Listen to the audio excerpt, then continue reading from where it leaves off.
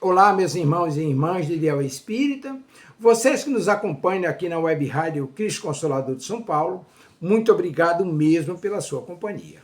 A nossa página Estação da Luz Espírita não tem fins lucrativos. O objetivo é a divulgação da doutrina espírita, e é por isso que reunimos aqui esse acervo de matérias espíritas, os livros da codificação, obras suplementares, entrevistas, palestras e outros trabalhos.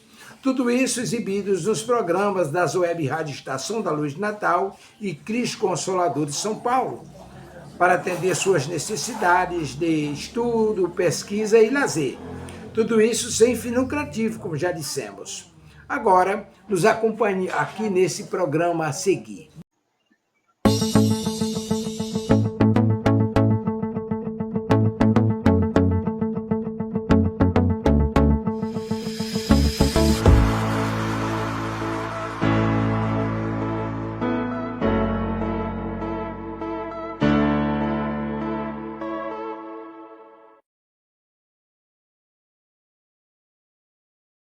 Boa noite.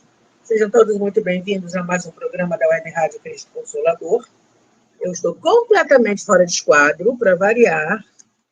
Eu nunca consigo saber, mas tudo bem, deixar quieto. E piorou, eu acho. Bem, é isso. É o que temos para hoje. Bem-vindos. Mais um programa da Web Rádio Cristo Consolador. Hoje é dia... Continuação do livro Ressurreição e Vida, Leon Tolstói, através de Ivone do Amaral Pereira. Parte de literatura mediúnica do programa Vida e Obra de Ivone do Amaral Pereira. Para a gente começar bem, vamos fazer a nossa prece. Pai de amor infinito, gratidão. Gratidão por seu imenso amor e por todas as chances que nós temos de ir criando o seu reino, pedacinho por pedacinho, dentro de cada um de nós. Gratidão ao Mestre que nos apresentou esse reino, e nos disse como fazer para que esse reino exista. Gratidão a Maria por nos acolher nos momentos de maior dor. Gratidão aos benfeitores espirituais que, em nome do Mestre, nos socorre, sejamos nós encarnados ou desencarnados. Que todos nós possamos continuar a aprender, continuar aprendendo e refletindo com o conteúdo desse livro. Que todos nós possamos estar em paz, graças a Deus. Pergunta número 1, como você está se sentindo hoje? Pergunta número 2, a água está por aí?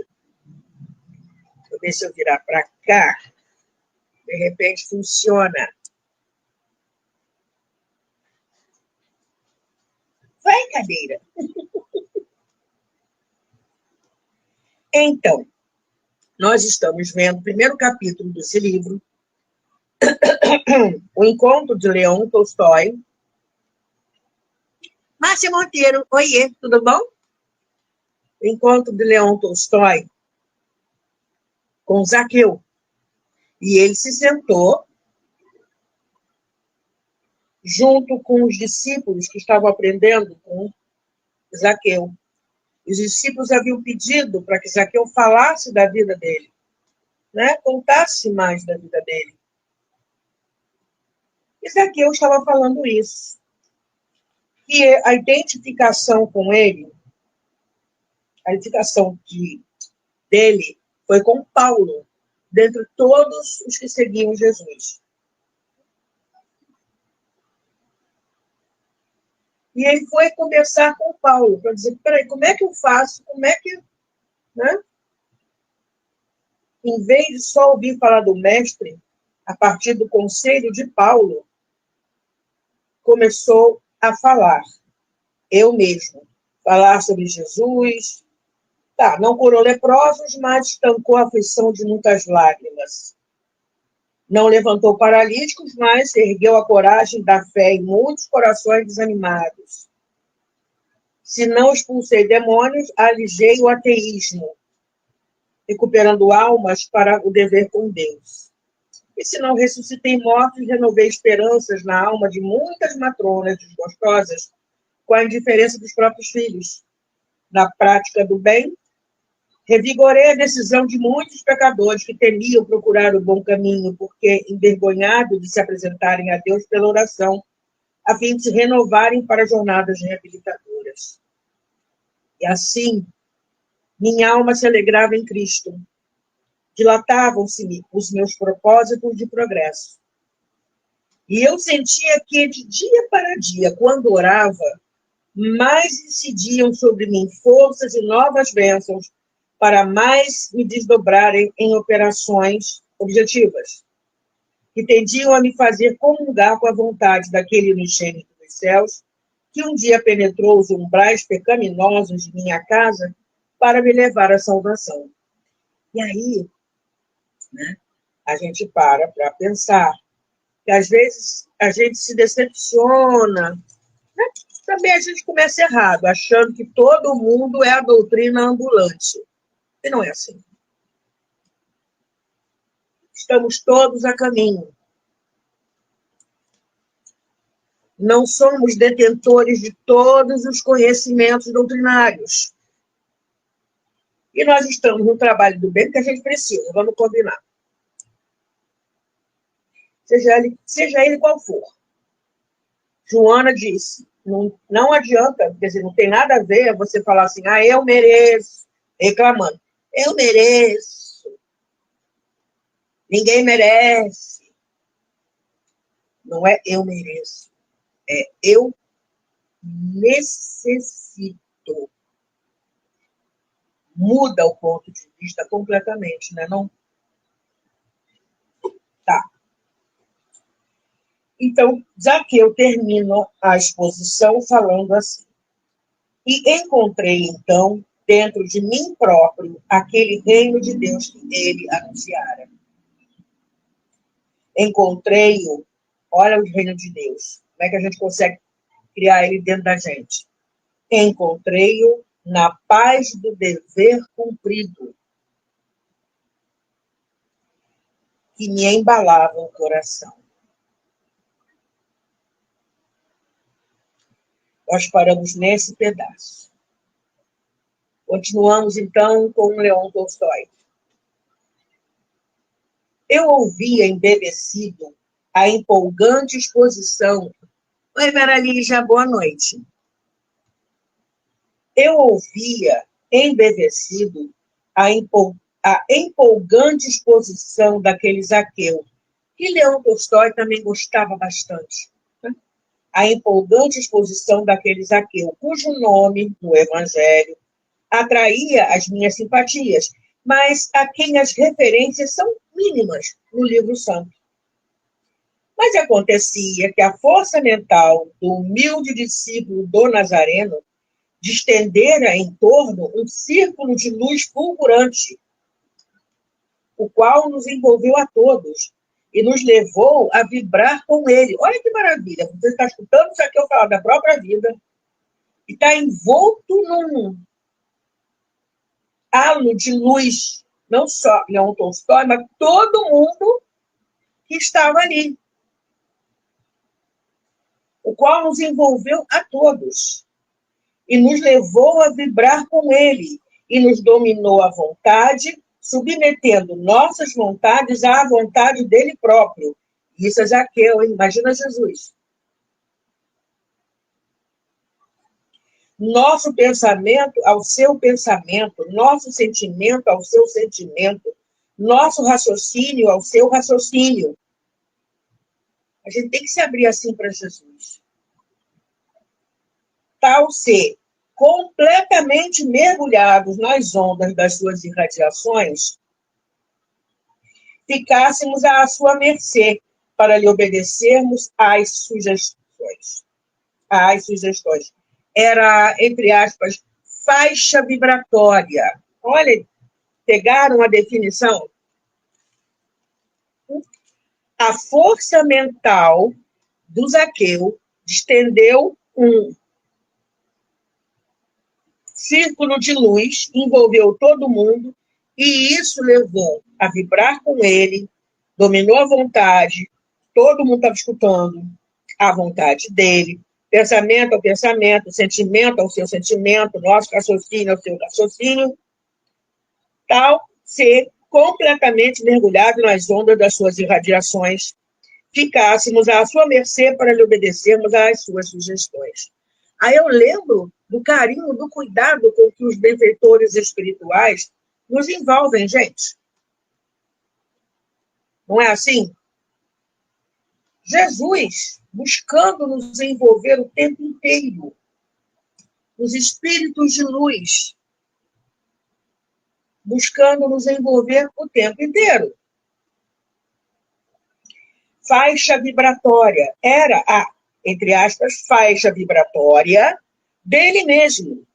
Onda transmissora do pensamento, capaz dos mais belos feitos psíquicos, que nos atingia e dominava. Então, a gente pode entrar através da sintonia e afinidade nessa faixa vibratória. Tudo bem? Ou da turma do lado negro da força. Livre-arbítrio. A gente escolhe. Continua, então, Leon Tolstói. Então, o mais edificante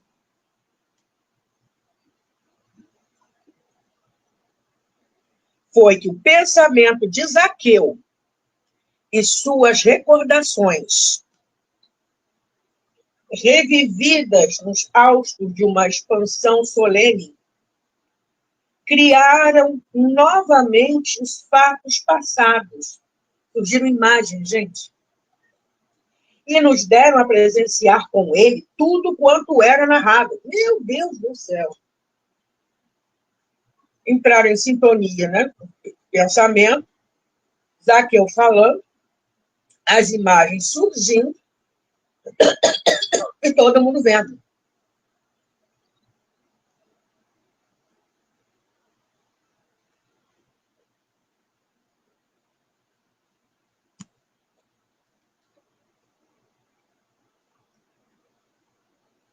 Seguimos-lo, assim, em suas idas e vindas atrás dos discípulos do Cristo.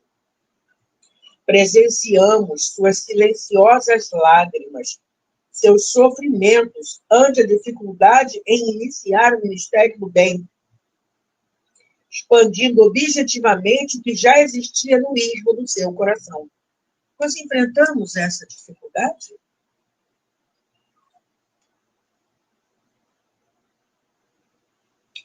Com ele vagamos, chorosos, pelas praias de Cafarnaum, recordando as prédicas sublimes que não mais se ouviam, mas às quais os discípulos nunca deixavam de se referir durante as exposições da Boa Nova para o povo. E desse modo, quantas vezes com ele subimos o Calvário, sob a nostalgia do crepúsculo, vendo-o chorar, sozinho e sofredor, a saudade daquele que ali expirara para legar ao mundo o patrimônio do amor. Estou tentando imaginar a cena.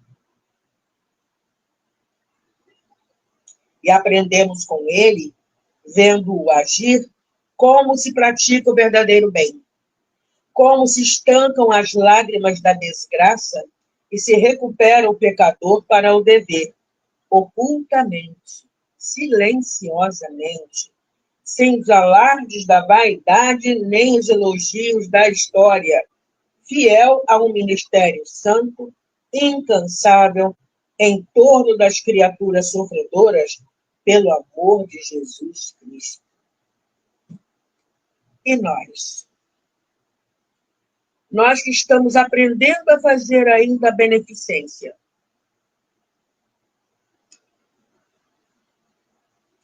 De que modo ela é feita?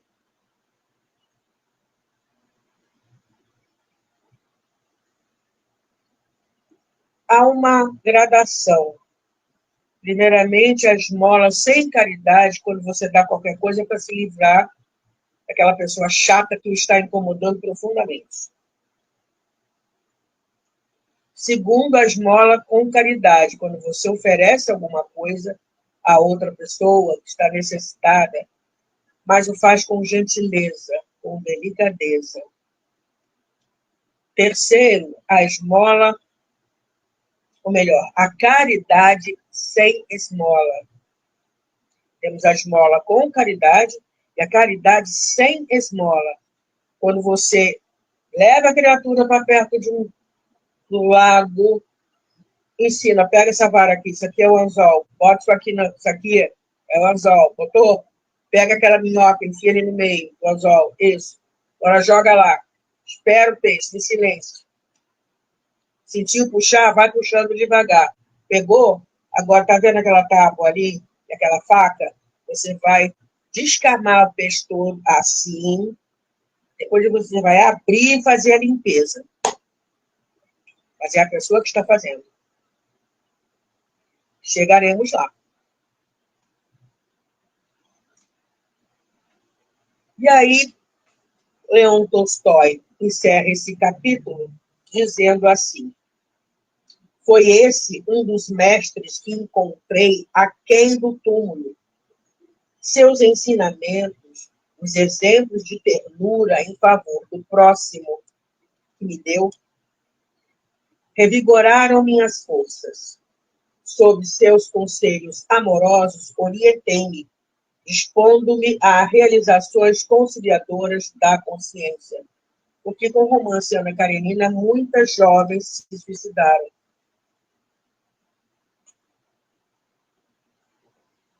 Que era bonito se encarnar assim. Então, ele agora está buscando, né, reverter esse quadro. E aí, ele fala o seguinte para nós. Vamos lembrar que o livro é feito de pequenos contos, tá? 6 contos, 2 pequenos romances. Fatos ocorridos na Rússia Imperial, com exceção do capítulo 3, e narrados com vigor e ímpetos criativos do autor. Vamos lá. Ele encerra, então, esse capítulo dizendo assim: foi esse um dos mestres que encontrei, tarará, tarará, e ele se orientou. E se tu, meu amigo, desejas encontrar aquele reino de Deus que Jesus dá notícias, ele coloca uma condicional aqui. Se você quer,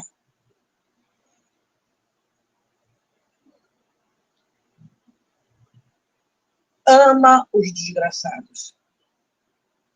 Cada lágrima que enxugares em seus olhos, cada conselho bom que dispensares ao pobre desarvorado da vida, é mais um passo que darás em direção a esse reino que, finalmente, encontrarás dentro do teu próprio coração, que assim aprendeu o cumprimento da suprema lei. Amarás a Deus sobre todas as coisas e ao próximo como a si mesmo. Lindo, não? O livro todo é assim, maravilhoso, mas vamos em frente, temos mais coisa. Vamos ao capítulo intitulado A Lição Materna.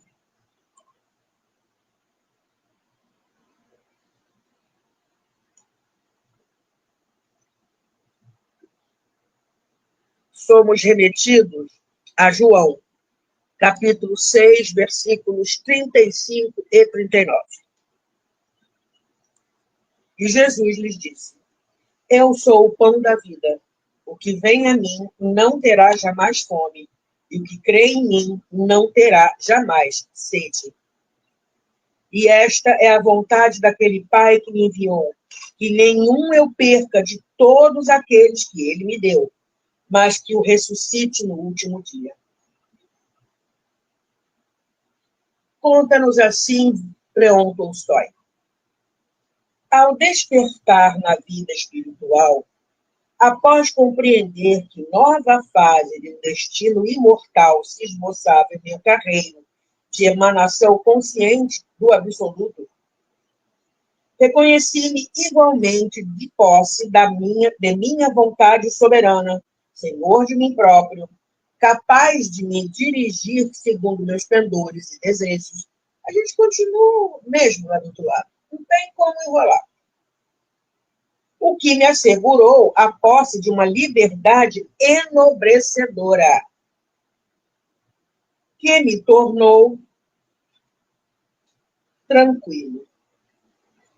Verifiquei em seguida, atento ao exame de uma nova situação, que, depois da morte, nem estaremos santificados como justos, a despeito de quantas afirmativas encontrarem da religião que nos embalou as egoísticas esperanças, nem envolvidos a sabedorias estranhas à nossa qualidade de homens, unicamente porque, quando habitantes encarnados da Terra, nem justos nem sábios nos fizéramos. Esta observação pareceu-me tão justa e lógica que respirei, tranquilizado de algumas apreensões que nos últimos tempos de minha vida tanto me afligiram. Encontrei-me, pois, no além, tal como fui na terra e como eu mesmo me fizera, reanimado, todavia, pela vantagem de concluir que minha consciência, se não se aprovava plenamente, também não se acusava irremissivelmente, antes rejubilava-se com a certeza de que muita razão tivera em se agitar diante de aspectos precários apresentados pelo mundo. E desejei, então, como espírito, investigar a solução de muitos problemas graves que atormentam a humanidade em todos os tempos. Lá foi ele caçar o que aprender. Aí tem aquelas frases assim, descansou, descansa em paz. É ruim, hein? Vai trabalhar e vai trabalhar é muito.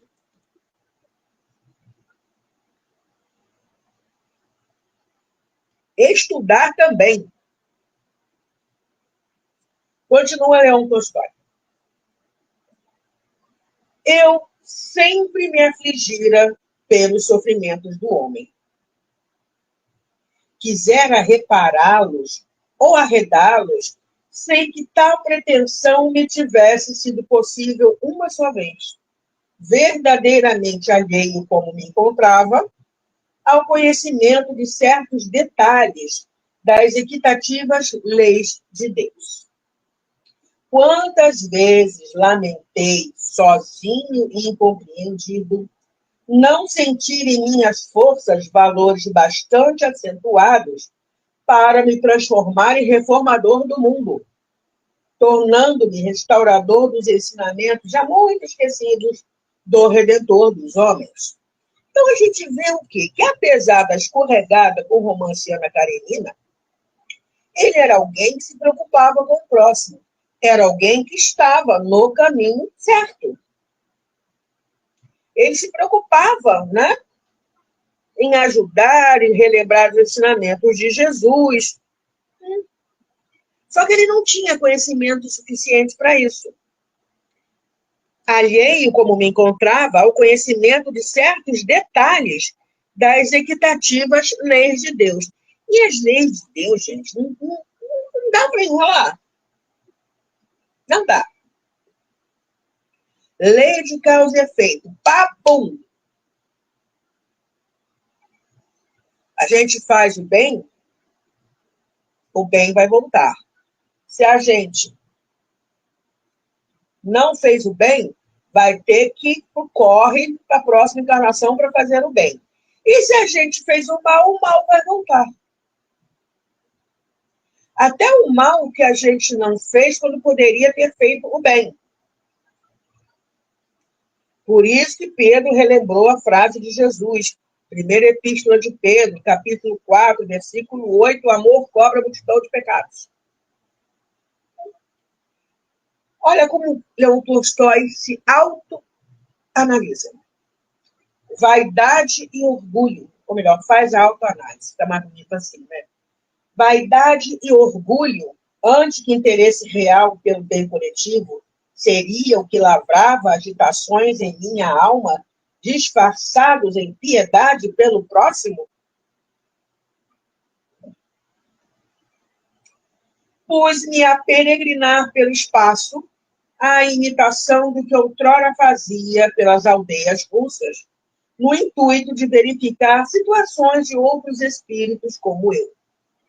Narrar as surpresas que se me depararam, os dramas a que assisti, as tragédias que me foram dadas ao exame, as abjeções que descobri penalizado, será tarefa inglória a que jamais me procurei, a benefício mesmo da serenidade que o homem deve conservar durante a existência planetária. Há segredos do além-túmulo que será preferível o homem ignorar por enquanto.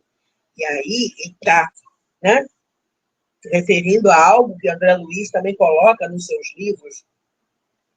Não vou descrever como estão, quando ele vai naquele caminho, Pantanal de um lado do outro, e o que ele via surgir e afundar, para que a gente não criasse imagens mentais. E aquilo que ele descreve já nos choca. E imagina, né? Se ele falasse tudo.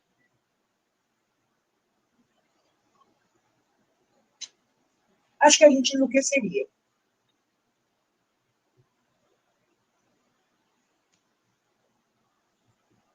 Continuando assim, com a autoanálise de Leon Tolstói.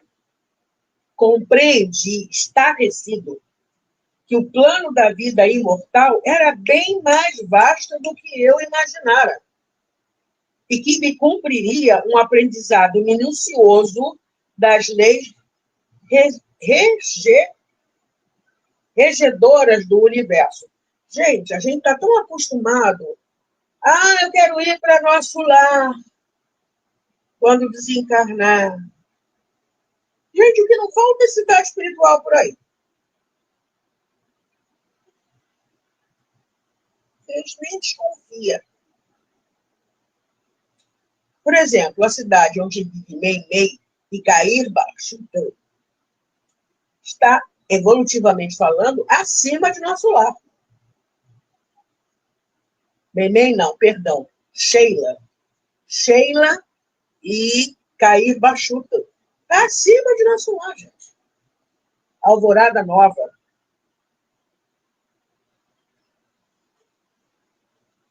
Já tem livro sobre ela, tá?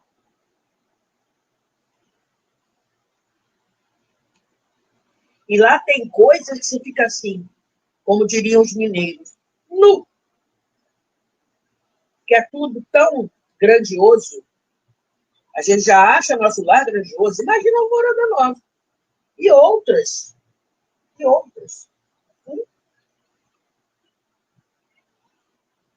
E o aprendizado minucioso das leis, as mesmas leis, está lá no Livro dos Espíritos, leis morais, são as que valem para o universo inteiro.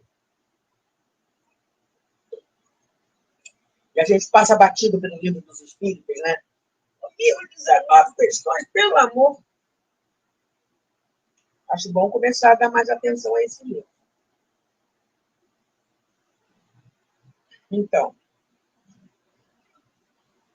e que me cumpriria um aprendizado minucioso das leis regedoras do universo para que chegasse a apreender o porquê de tantas anormalidades chocantes existentes tanto na Terra como no além.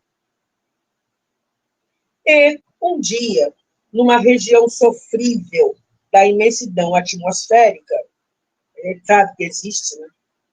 Para a doutrina espírita, para a doutrina espírita não existe purgatório, inferno, nada disso.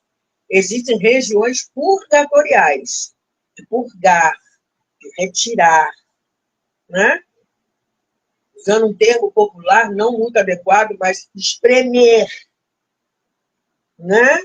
As impurezas, tirar, limpar, lavar, com muito tempo. E através de quem? Irmã do outro. Nessas regiões. Então, eles vão parar num lugar assim.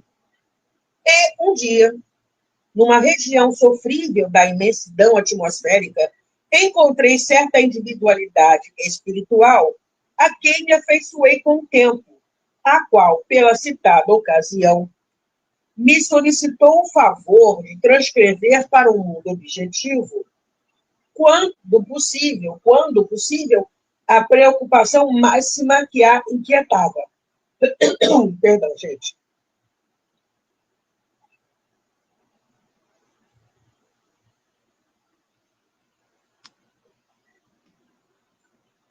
Já que ela mesma não poderia fazer por escassearem recursos para tanto. Deparei-a, porém, da primeira vez, triste e pensativa, a face apoiada à mão, atestando profundas meditações, rodeando-se de paisagens mentais. Olha a forma pensamento aí. Recordativas, que retratavam as latitudes centrais da Rússia, exatamente delineando-se em torno, como se lá vivesse ainda o panorama de Nizhny Novgorod, em toda a sua vibratilidade de cidade industrial. Importante cidade industrial da Rússia, na confluência dos rios Volga e Oka. Fora homem, russo, e a silhueta majestosa e tão cara a todos os russos do Matiuska Volga, rio-mãe ou mãezinha Volga, como é chamado o rio Volga pelos russos, graças aos benefícios que as suas águas prestam ao país, tal como o Nilo, no Egito. Então, o Matuska Volga deslizava nas suas recordações com a confluência do Oka, dominando o panorama sedutor da terra saudosa em que nascera, vivera, amara e sofrera. Em que poderei servi-lo, paizinho? Termo carinhoso muito usado na intimidade, não só na Rússia, como em alguns outros países do norte da Europa, equivalente ao meu bem dos brasileiros. Encerra também Pieguice. Em que poderei servi-lo, paizinho? Perguntei, observando que eu mesma me encontrava em situação mais avantajada do que a dele na realidade da pátria espiritual. Disponha de um coração amigo, que terá honra em prestar-lhe algum serviço, caso necessite de algo. Isso vai dar uma história maravilhosa.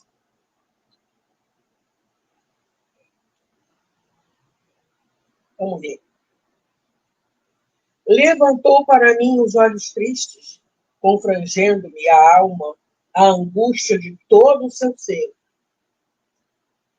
Irradiou, confrangendo-me a alma, a angústia que de todo o seu ser irradiou. Muitos nobres corações vêm dizer-me mesmo, afirmou, mas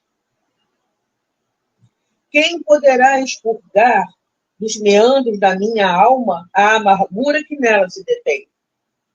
A consciência pesa-me. É o meu verdugo, meu inferno. Ninguém, portanto, senão eu mesmo, poderá apaziguá-la. Será que rolou, hein? Para esse espírito estar assim no plano espiritual? Compreendi, então, com aflição, que o sofrimento no mundo espiritual seria infinitamente mais complexo e mais intenso do que o por mim examinado na Terra. Que aí não tem máscara, né?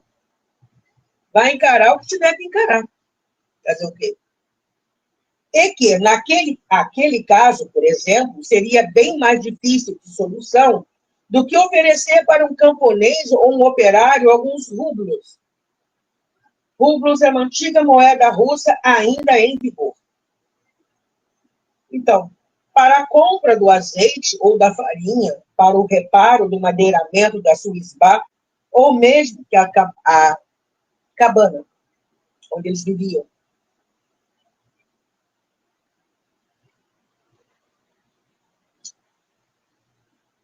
ou mesmo do que redigir um requerimento ao poder público para remediar injustiças cometidas contra aqueles infelizes das vizinhanças de Snaia Poliana, que outrora me buscavam socorro em momentos difíceis. Ao menos poderá contar com o consolo do meu afeto e do meu interesse fraterno, se outra coisa me não for possível oferecer-lhe. Retorqui comovido. Beijou-me dessa vez a mão, que não retirei a fim de não ofendê-lo. E de outra vez, contou o seguinte, já feito à minha perseverante amizade. Então, ele voltou outras vezes para conversar com ele.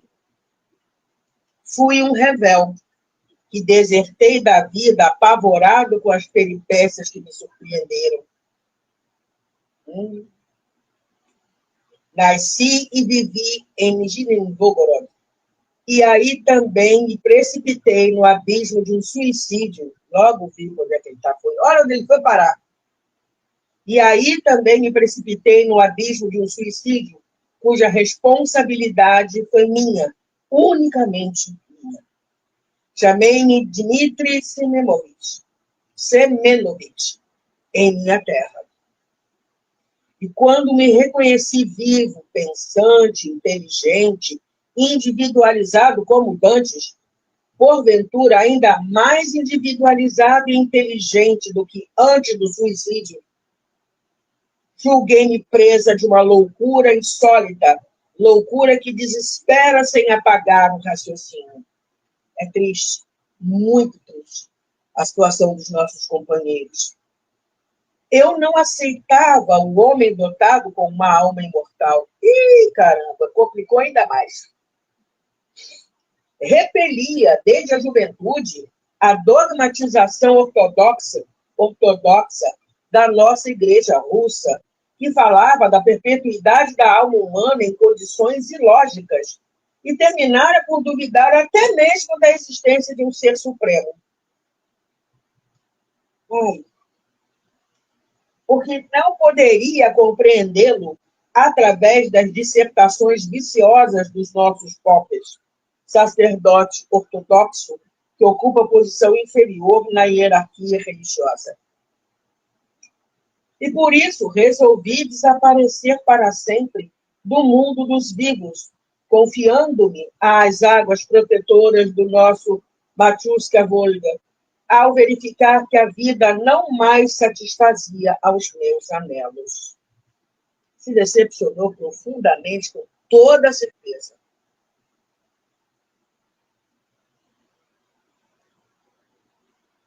Inconsolável, porém, ao verificar depois que as águas do Volga não foram capazes de proteger o meu crime, dando-me o aniquilamento alucinado. Começou. Alucinado ante a intensidade dos desesperos e dos opróbrios que deparei aquém do túmulo, através dos canais do suicídio, desapontado frente à decepção de compreender que não lograra encontrar senão o fundo das águas, em vez do esquecimento esperado, pois ali permaneci durante muito tempo, atado ao corpo, que se consumia devorado pelos peixes. Enraivecido ante o ludíbrio que me atingira com o suicídio, desamparado pela esperança e pela fé em minhas próprias possibilidades. Certa vez, não sei como, comecei a pensar em minha mãe, falecida bem antes do meu ato.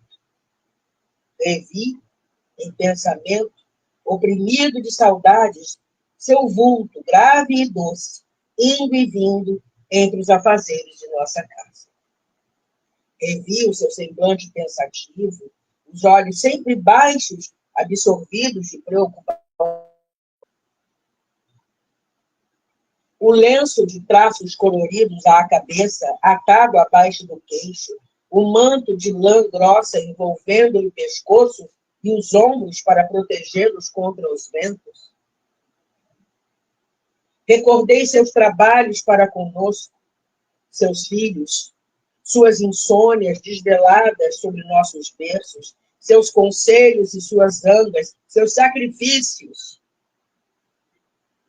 Relembrei os serões, junto da lareira, enquanto a nevada assolava as ruas, impedindo-nos sair, as lições repetidas todas as noites sobre o nascimento de Jesus Cristo, numa caverna de pastores, exemplificando a humildade, da morte na cruz entre malfeitores, exemplificando o amor e o perdão. E ouvia novamente dizer para repetirmos: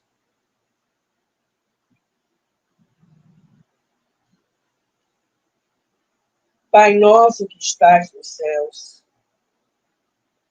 Ave Maria, cheia de graça, o Senhor é contigo.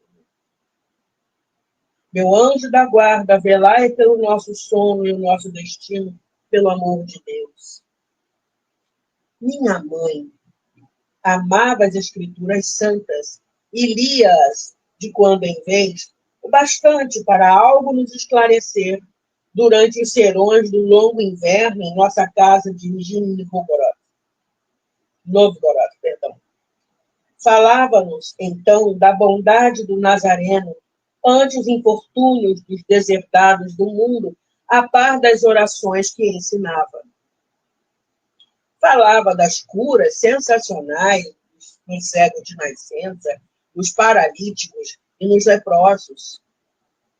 E das parábolas tão lindas, poemazinhos simples, extraídos da vida cotidiana de cada ouvinte, poemazinhos que ouvíamos com os corações embevecidos, como outras tantas histórias admiráveis. Era uma vez um homem que descia de Jerusalém para Jericó, mas foi assaltado por um bando de ladrões. Era o bom samaritano, símbolo do amor ao próximo. Um homem tinha 2 filhos. Disse-lhe o mais novo um dia: Pai, dá-me a parte da herança que me toca. O pai atendeu-o e o moço, preparando suas malas, partiu para uma terra longínqua. Era a enternecedora história do filho pródigo, que retrata a vida de todos os homens perante as leis do Criador. Todo aquele que, pois que ouve estas minhas palavras e as observa, será comparado ao homem sábio que edifica sua casa sobre a rocha. E veio a chuva, e transbordaram os rios, e assopraram os ventos, e combateram aquela casa, e ela não caiu, porque estava fundada sobre a rocha. Era a advertência sobre a necessidade de considerar os ensinamentos do próprio Senhor. Ou então, repetindo para que aprendêssemos as sentenças, os conselhos, as advertências prudentes. Eu sou o caminho, a verdade e a vida. Ninguém irá a Deus senão por mim. Eu sou a luz do mundo. O que me segue não andará em trevas, mas terá o lume da vida. Se vós permanecerdes em mim, e as minhas palavras permanecerem em vós, pedireis tudo o que quiserdes, e ser-vos-á concedido. Vós sois meus amigos, se fizerdes o que vos mando. Um só mandamento vos deixo, que vos ameis uns aos outros como eu vos amo. Isso está no Evangelho. Mais tarde, o turbilhão da vida arrebatou as impressões dulçurosas daquelas sublimes noites domésticas, quando o Evangelho do Senhor nos era doado como lição indispensável. E eu tudo esqueci, porque era rebelde. Mas depois, na treva do meu opróbrio suicida, tais recordações refluíram dos escombros do pretérito para se tornarem no consolo que logrei para o presente. Fui criança outra vez, ao sabor das recordações. De novo orei sobre o regaço de minha mãe, como altar, qual pecador ante a imagem do seu anjo bom. Gente, vou estender um pouquinho para não perder o raciocínio aqui com o parágrafo grande, tá? Novamente eu me embeveci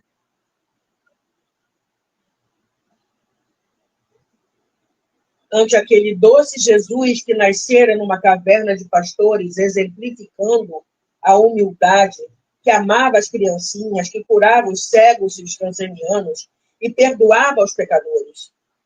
De novo eu me inclinei, levado por um respeitoso temor, diante dos nichos existentes pelas paredes de nossa casa, ajoelhei-me ante os ícones da igreja russa e grega, imagem pintada que representa a Virgem ou um santo. Ajoelhei-me ante os ícones da nossa amada Nossa Senhora de Kazan. Acendi a lamparina humilde, renovei as águas das vasilhas onde minha mãe depositava rosas e violetas para homenageá-la, ouvindo sem cessar qual se tratasse de uma redentora obsessão. Vinde a mim, os vós que sofreis, eu vos aliviarei. Eu sou a luz do mundo, o que me segue não andará em trevas. Então, meu amigo, a formosa luz da esperança norteou as minhas forças, debandadas pela descrença em Deus, fomentadora do suicídio. Eu sou o caminho, a verdade e a vida. Ninguém irá a Deus senão por mim. Também do Evangelho. Pai nosso que estás nos céus, meu anjo da guarda, velai por meu destino pelo amor de Deus. Era a paciente, a maviosa voz de minha mãe, que repetia as lições da infância aos meus ouvidos. Era um fraseado dulçuroso que, agora, extraído das profundidades da minha consciência, se misturava aos estertores do meu desespero, insistia, perseverava, firmava-se em meu pensamento com a força das recordações, ecoava em meu coração, em todo o meu desgraçado ser, dominando ânsias e aniquilando revoltas para conceder-me o equilíbrio necessário a rumos novos. Vamos parar por aqui hoje. Deixa eu ver se dá para ler mais um tempo. Vamos fechar o capítulo, gente? Através das lembranças da minha infância, com as lições recebidas, da boa vontade de minha mãe em me encaminhar para o bem, sim, reequilibro-me agora, fortalecido, para novas tentativas de progresso nas paisagens terrestres, as quais desonrei com uma vida irregular que me precipitou no suicídio. Sim, meu caro amigo, fazei-lhe o favor, quando possível, de dizer às mulheres que são mães e que vivem ainda sobre a terra, que não se descurem de ensinar a sublime moral do Evangelho aos seus filhos pequeninos, no aconchego suave do lar. As sementes por elas lançadas naqueles corações iniciantes germinarão, mais tarde ou mais cedo, revolvidas pelos labores ásperos do infortúnio ou do progresso. Ainda mesmo se torturas consequentes de um suicídio os assinalem no mundo das almas sofredoras, como maus crentes que necessitarão repetir a experiência dolorosa da vida terrestre, a que se desejaram furtar pelos engodos da violência suprema. Aí fica, Leon Tolstói nos fala, aí fica, mulher, o recado de um filho que somente encontrou forças para as tarefas do resgate das próprias faltas nas lições de fé e de moral que sua mãe lhe ministrara na infância, quando os desacertos da vida dele o fizeram um réprobo de além tudo. E fechamos esse canto.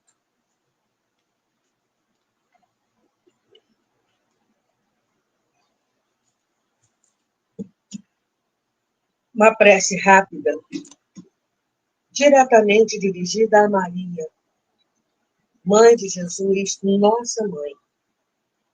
Nossa Senhora de Kazan, Nossa Senhora Aparecida, tantos nomes, Senhora. Mas você é a mesma. Tem piedade, Mãe, de todos aqueles que estão com essas ideias na mente, pensando que vão resolver os problemas partindo por conta própria e se decepcionando e caindo em uma dor inenarrável depois. Que os teus mensageiros cheguem nessas pessoas e consigam, falando de Jesus, modificar essas ideias ou intuir alguém para que chegue nessas pessoas e renovem a esperança que se já perdida.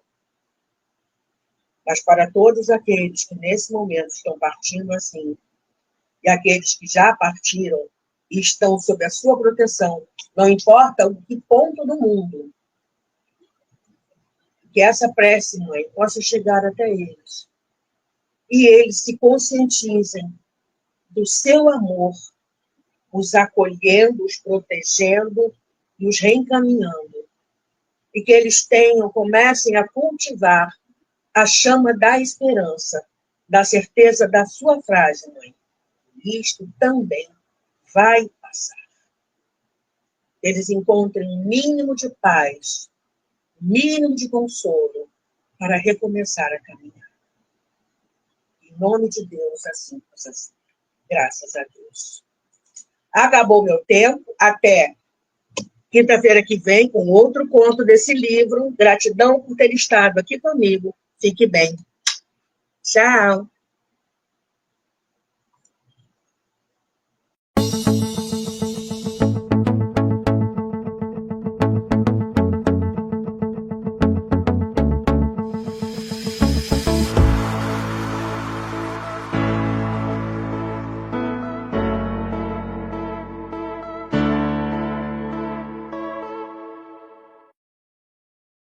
Chegamos ao final do nosso programa. Muito obrigado por ter nos acompanhado nesse trabalho e aguardo você na próxima atração.